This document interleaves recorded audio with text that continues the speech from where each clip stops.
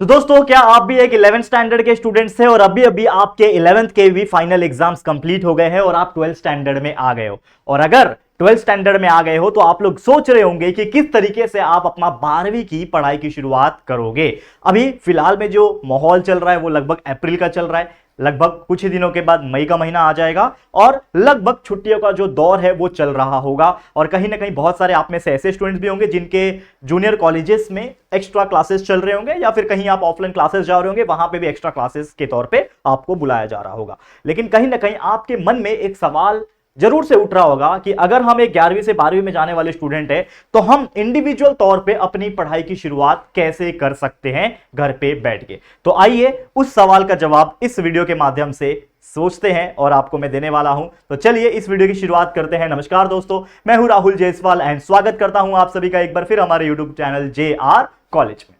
तो सबसे पहले एक सबसे इंपॉर्टेंट चीज देखो, 11th जो भी गया आपका वो एक प्रैक्टिस था। 12वीं जो है ये टोटली डिफरेंट होता है 11th से, क्योंकि 11th जो होता है वो लगभग जो सिलेबस आप पढ़ते हो उससे कई गुना ज्यादा टिपिकल लेवल प्लस थोड़ा सा कंसेप्चुअल लेवल पे 12वीं जो है वो हार्ड होता है। मैं ऐसा नहीं बोलूंगा कि यार 12वीं बहुत ज्यादा हार्ड होता है तो यार आप लोग का जो मोरालिटी होगा, कहीं ना कहीं जो एक एनर्जी होगा वो भी से डाउन हो जाएगा, आप थोड़ा सा लो फील करने लगोगे, अरे सर क्या बोल दिया, 12वीं सच में इतना हार्ड होता है क्या? नहीं भाई, इतना हार्ड नहीं होता जितना लोग बोलते हैं। लेकिन यस, इतना इजी भी नहीं होता है कि लास्ट के 1 महीना पढ़ाई कर लिया और आराम से आप 80% निकाल के ले जाओगे, इतना आसान भी नहीं होता। जिस प्रकार से आपने 10वीं दिया था कि कोई भी इंसान अच्छे से ईमानदारी से लास्ट के 1-1.5 महीने भी मेहनत करता है तो वो भी 70 से 80% स्कोर कर पाता है 10वीं बोर्ड एग्जामिनेशन में, क्योंकि उसका लेवल उस प्रकार होता है। लेकिन 12वीं का बोर्ड एग्जाम का लेवल काफी ज्यादा टफ होता है as compare to 10th and as well as 11th। ठीक है, तो आइए आज के इस वीडियो में और भी चीजें समझेंगे कि किस तरीके से आप अपना एक शेड्यूल बना सकते हो और किस तरीके से आप प्लानिंग कर सकते हो। चलिए शुरुआत करेंगे। सबसे पहले मैं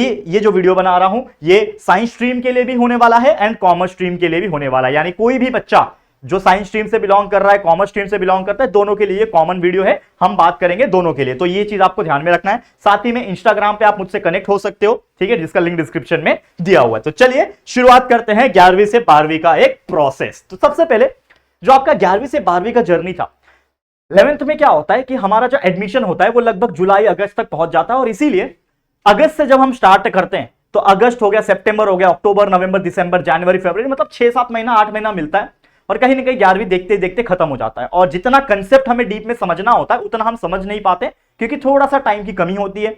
और कुछ ऐसे बच्चे होते हैं जो 10वीं के बाद 11वीं में आने के बाद थोड़ा सा एंजॉयमेंट फेज में आ जाते हैं, सोचते हैं यार कौन सा बोर्ड एग्जाम देना है, आराम से पढ़ेंगे, कोई दिक्कत की बात नहीं। और इसी वजह से कई सारे आप में से ऐसे बच्चे होंगे जिनका 11वीं का जो बेस होना चाहिए था, जो स्ट्रॉन्ग बेस होना चाहिए था, वो आप नहीं बना पाते हो, यानी कहीं ना कहीं आपका कंसेप्चुअल नॉलेज वीक होता है। हाँ, जिन बच्चे ने ईमानदारी से 11वीं भी मेहनत किया है, अच्छे से पढ़ाई किया है, हमारे चैनल पे आके लेक्चर्स भी देखा होगा, कंसेप्ट समझा होगा, तो नो डाउट कि उनका बेस काफी हद तक स्ट्रॉन्ग होगा। लेकिन जिन्होंने कुछ खास नहीं पढ़ाई किया तो 11वीं तो हार्ड गया ही था आपके लिए, कैसा भी गया हो।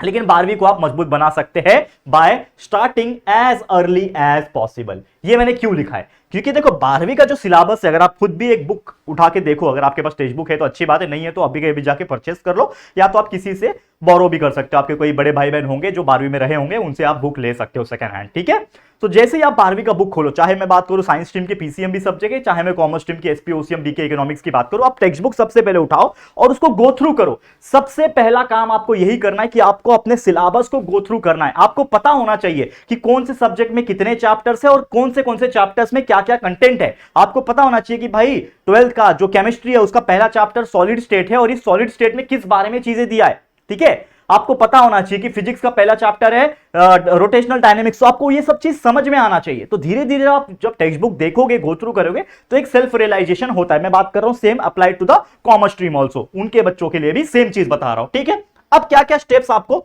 जरूरत के तौर पे सोचना पड़ेगा। सबसे पहला स्टेप क्या, जैसे मैंने बोला कि एनालाइज ऑल सब्जेक्ट। सबसे पहला आज आप क्या काम करोगे, जो भी बच्चे 12वीं में आ चुके हैं, ठीक है, सबसे पहले आप लोग को इस पूरे अप्रैल के महीने में जितने भी दिन बचे हैं, वैसे तो ये वीडियो आपको मिल रहा होगा अप्रैल के लगभग 20-21 तारीख के आसपास, जो भी तारीख है, तो फिर भी अप्रैल में कुछ समय है। आज ये जो वीडियो जिस दिन पब्लिश हो रहा है उस दिन के बाद भी अप्रोक्सीमेटली 8-10 दिन समय है। उस 8-10 दिन में कुछ नहीं करना है, सिर्फ और सिर्फ आपको टेक्स्ट बुक उठाना है। अगर नहीं है तो पहले तो खरीद लो भाई, टेक्स्ट बुक उठाना है और हर एक सब्जेक्ट को थोड़ा सा डिटेल में समझना है कि भाई कौन कौन से चैप्टर से, एटलीस्ट हर एक चैप्टर के नाम तो याद होने चाहिए आपको कि अच्छा पहला चैप्टर ये, दूसरा चैप्टर ये, क्योंकि एक 12वीं के स्टूडेंट को मैं उसको एस्पिरेंट बोलता हूं, एक 12वीं के एस्पिरेंट को अपना गोल क्लियर होना चाहिए शुरुआत के पहले दिन से, क्योंकि कई सारे ऐसे भी बच्चे होते हैं आधा साल बीत जाता है और उनको समझ में नहीं आता है कि ये करना क्या है। आधा साल बीत गया, मुझे पता ही नहीं है कि मेरे सब्जेक्ट्स में कौन कौन से चैप्टर्स है, तो यार खाक पढ़ाई होगी फिर आगे के 4-5 महीने में। 4-5 महीने में क्या ही होता है, फिर वही आएंगे 50-60%, वही 50-60% में खुश रहना, वही आप सोचते हो कॉम्पिटिटिव एग्जाम क्रैक करने का, तो वो तो होने से रहा। तो ये सब चीज पहले से ही सोचनी पड़ती है। जो इंसान पहले दिन से मेहनत कर रहा है वो जाके सिक्योर करेगा ना अपना पोजीशन, उस पर्टिकुलर जॉब को पाएगा ना, कि आप पाओगे कि जो 6 महीना 7 महीना आराम से दिन बिता रहे हो। भाई मेहनत है, कंपटीशन है ऊपर से, तो वो करना पड़ेगा बच्चा, ठीक है। तो सबसे पहले अप्रैल में क्या करोगे, आप अपना हर एक टेक्स्ट बुक को समझ के ले लोगे, हर एक चैप्टर्स को एनालाइज करके ले लोगे, ये पहला काम करना है। दूसरा काम, अब बनाना है आपको एक शेड्यूल, एक टाइट शेड्यूल आपको तैयार करना है। मैं थोड़ी देर में बताता हूं कि शेड्यूल किस प्रकार से होना चाहिए, लेकिन आप समझ के चलो कि एक शेड्यूल बनाना है। और ये मैं कई दफा कह चुका हूं, इसके पहले भी शायद मैंने 1-2 वीडियो बनाया, उसमें मैंने आपको एक शेड्यूल बनाने को कहा था। शेड्यूल का मतलब होता है एक टाइम टेबल, कि आपको मई के महीने से समझ लो पढ़ाई की शुरुआत करनी है, तो मई के महीने में आपका टाइम टेबल क्या होने वाला है, कौन से सब्जेक्ट्स को आप टारगेट करोगे। आप ये समझोगे कि आपका सब्जेक्ट कौन सा फेवरेट है, किसमें ज्यादा मन लगता है, कौन सा सब्जेक्ट जो है वो आपको बहुत ज्यादा हार्ड लगता है, उसको कैटेगराइज करना पड़ेगा, उसके हिसाब से शेड्यूल बनाओगे। जैसे ही शेड्यूल बनाओगे उसके बाद से, जैसे मैंने बोला कि अप्रैल से तो चलो आपने थोड़ा सा गो थ्रू कर लिया, थोड़ा बहुत चिल आउट भी कर लिया, लेकिन मई के महीने से, चाहे आप पहला हफ्ता आराम करने में ले लो, लेकिन मई के महीने से आप लोग को एकदम फुल फ्लेज आपका स्टडी करना स्टार्ट कर देना पड़ेगा, एकदम फुल फ्लेज स्टडी करना स्टार्ट कर देना पड़ेगा। वैसे मैं एक प्लान कर रहा हूं कि आपके लिए स्टडी शेड्यूल और उसके हिसाब से एक पर्टिकुलर डिटेल स्ट्रैटेजी बहुत जल्दी तैयार करो। तो अगर आपको भी इन टॉपिक्स के ऊपर एक डिटेल्ड स्ट्रैटेजी वीडियो चाहिए कि 12वीं के बच्चे की हर एक के हिसाब से आपको हर एक महीने में कैसा कैसा मेहनत करना है और किन किन बातों का स्पेशली ध्यान रखना है, तो मैं जरूर से बनाऊंगा। पिछले साल के बच्चों को भी दिया था, बहुत हेल्प हुआ उनको और काफी अच्छा उन्होंने स्कोर भी करेंगे। ऑब्वियसली अभी रिजल्ट आया नहीं, लेकिन काफी अच्छा एग्जाम्स किया, बच्चों का फीडबैक भी आया, ठीक है। तो ये आपको भी करना है। तो अगर आपको एक स्ट्रैटेजी चाहिए, let me know in the comment section. अगर ज्यादा कमेंट्स आएंगे मैं जरूर से एक हफ्ते के अंदर ही अंदर वो वीडियो को प्रोड्यूस कर दूंगा, अपलोड कर दूंगा, ठीक है। अब थोड़ा बात कर लेते हैं और भी ज्यादा स्टेप्स की। तो शेड्यूल की हम बात कर रहे थे, करेक्ट। तो मैंने क्या बताया आपको कि भाई हमारे पास मई महीने से हमको स्टडी स्टार्ट करनी है, ठीक है। अब जो मई का महीना है बच्चा, जैसे मैंने बोला, ये थोड़ा वैकेशन वाला भी महीना होता है।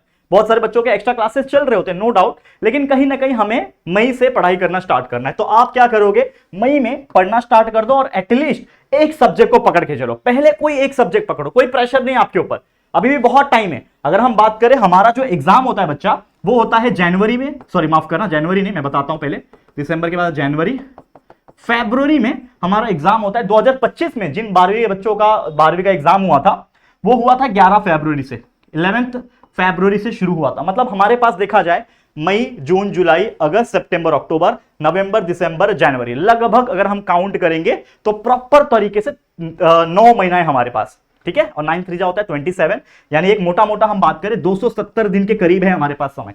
तो ये 270 दिन बहुत बड़ा लगता है, लेकिन है छोटा, फटाफट बीत जाएगा, पता भी नहीं चलेगा आपको। और आपको इसमें 12वीं का स्टडी भी करना है। और जिन बच्चों का सपना होता है कि मैं एमएसटीसीटी या फिर जेई या फिर नीट जैसे एग्जाम्स को क्रैक करूं, तो उनके ऊपर तो प्रेशर अलग तरीके से होता है, उनकी मैं बात ही नहीं कर रहा हूं, मैं बात कर रहा हूं नॉर्मल 12वीं की, ठीक है। तो अब जैसे मैंने बोला मई, तो मई में आप कोई एक सब्जेक्ट पढ़ के चलो। जैसे कोई साइंस का स्ट्रीम का बच्चा है तो फिजिक्स लेके चलेगा, कोई कॉमर्स स्ट्रीम का बच्चा है तो समझ लो एसपी लेके चल रहा है या फिर ओसीएम लेके चल रहा है। तो पूरा मई में ना सिर्फ एक सब्जेक्ट पढ़ो।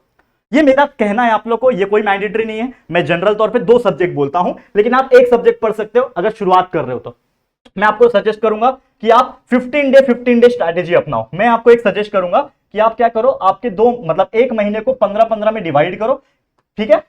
अब 15 दिन लगातार सिर्फ और सिर्फ फिजिक्स पे ध्यान दोगे, ठीक है।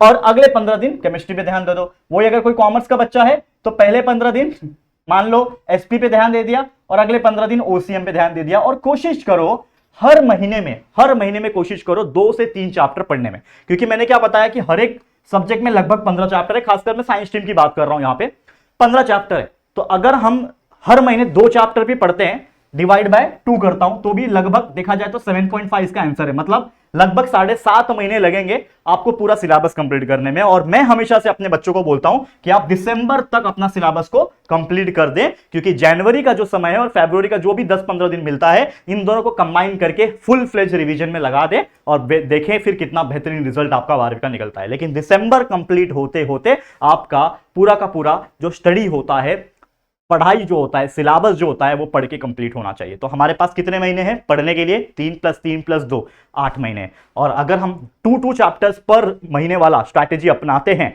तो हमें सिर्फ 7.5 महीने लगेंगे, फिर भी हमारे पास 15 दिन बच जाएंगे। तो आप ये चीज करोगे? डेफिनेटली करोगे। करोगे कि नहीं करोगे? कर सकते हो ना? तो ऐसा आपको करना है, तो ये आप कर सकते हो। लेकिन मैं ये बात किया किसके लिए?